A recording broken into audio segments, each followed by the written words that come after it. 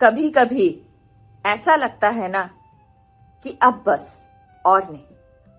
हर दरवाजा बंद, हर रास्ते अंधेरे में डूब जाता है। दिल एकदम थक चुका है और जिंदगी सवाल पूछ रही है, अब क्या? जब लगे कि सब कुछ हाथ से फिसल रहा है, लोग बदल रहे हैं, अपने भी पराये हो गए हैं और लगता है कि भगवान भी अभी चुप ही है, तो यकीन मानिए वही पल है जहां से आपके जीवन में चमत्कार की शुरुआत होती है। आप पूछेंगे ऐसा कैसा?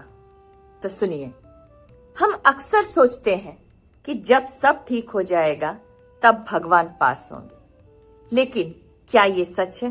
भगवान सबसे ज्यादा तब पास होते हैं जब आपकी जिंदगी में सब कुछ टूट रहा होता है, सब बिखर गया होता है। क्योंकि जब सब कुछ हमारे बस में नहीं होता है और जब सब कुछ हमारे बस में होता है, तब हमें भगवान की जरूरत ही कहाँ लगती है।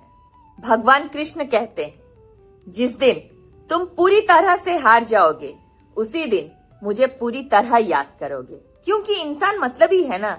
जब तक उसकी जिंदगी में सब कुछ सही चल रहा होता है, वो बस अपने आप के बारे में ही सोचता है, भगवान को तो याद तक नहीं करता।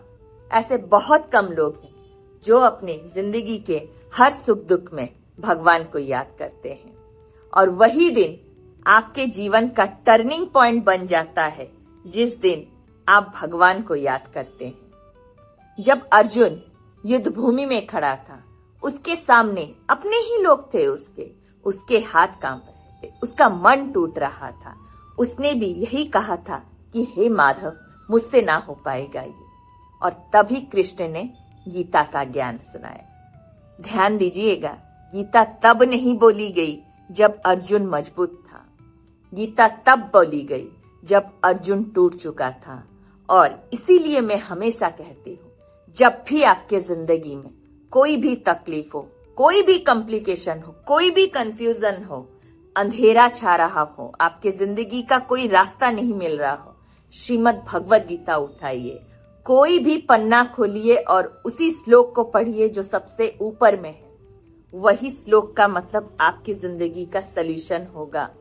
भगवद गीता भगवान ने सुनाया था अर्जुन को उस वक्त जब वो टूट चुका था। तो हम तो इंसान हैं, तो जब हम भगवद गीता पढ़ेंगे तो क्या हमें जवाब नहीं मिलेगा?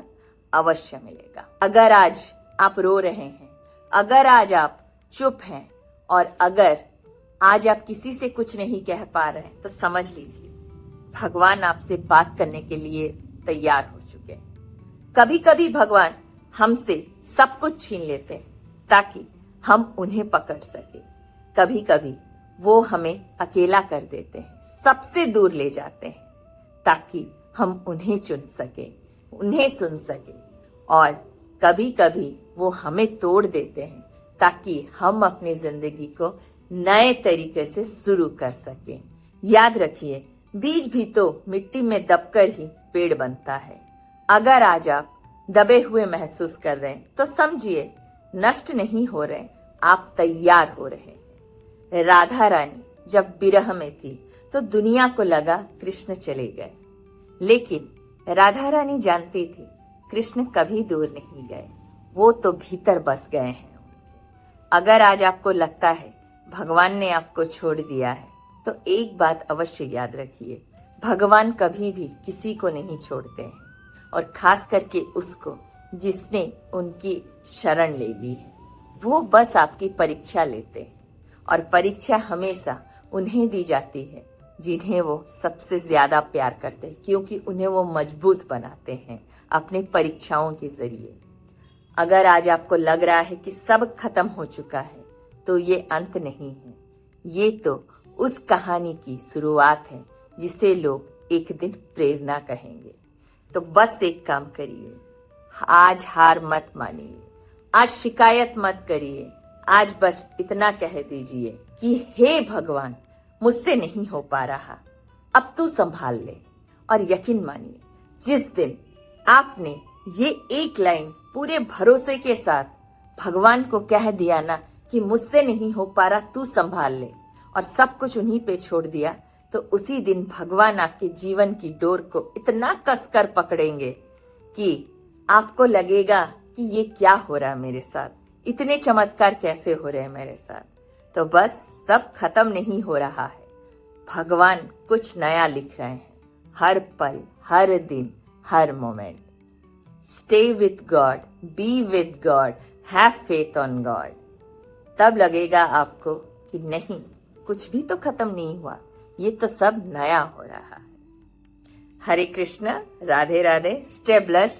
वीडियो पसंद आए तो दूसरों से शेयर करें, उनको भी भगवान की इस नियति के बारे में अवश्य बताएं। Stay blessed.